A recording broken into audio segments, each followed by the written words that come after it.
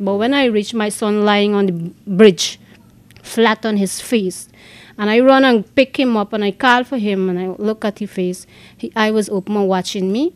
Blood was coming through his nose and his mouth. This is a photograph of Ryan Persaud. He was just 14 years old when he was struck and killed by a stray bullet outside his Vivilla Force home, West Bank Demerara, in September of 2013. Since then, no one has been charged. Now, the dead child's mother is afraid of a possible déjà vu. She told Nightly News that the police are still failing to investigate and act upon the fact that high-powered weapons are still being fired in the Demerara River. Do you still hear those gunshots? Well, yes. I think 2 or 3 weeks ago, this thing started over there. And my husband picked up the phone again and called the police them to come now for here. And until now, the police them never return, they never come. And they said they're coming and they never return until now. Since the death of Ryan, several persons had been questioned and their hands swabbed for gunpowder residue. In spite of this, the woman has, to date, heard nothing from police regarding who might be responsible for her son's death.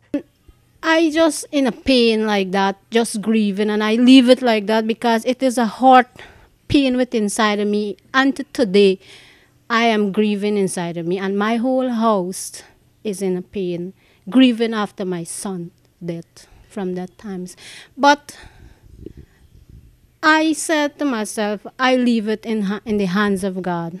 Then Crime Chief Silal Persaud had told reporters that persons associated with a wealthy Lombard Street gold dealer and cambio operator had been interviewed by police after residents at Vivilla Force alleged that the shots were heard from the opposite bank of the river. The mother senses a cover-up. Yes, so they told me that I don't have an eyewitness and it is lie. So I don't know. Yes, yes, but I don't know if it's true or lie. And they told me that I don't have an eyewitness and this, and then they didn't get no bullet from he, from inside of he.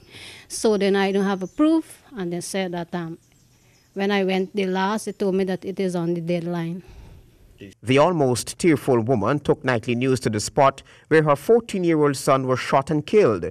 She said police had indicated to her that the shooting death of her son is a cold case. You have left your son's case. You have lost confidence in the police. Yes, and I blame the police them for the death of my son, because if they do from the time they pull bullet into my house, bore through the board, and they do what they have to do, my son could have never be died today. Despite the situation, the mother said that she and her family are trying to cope the best way they can.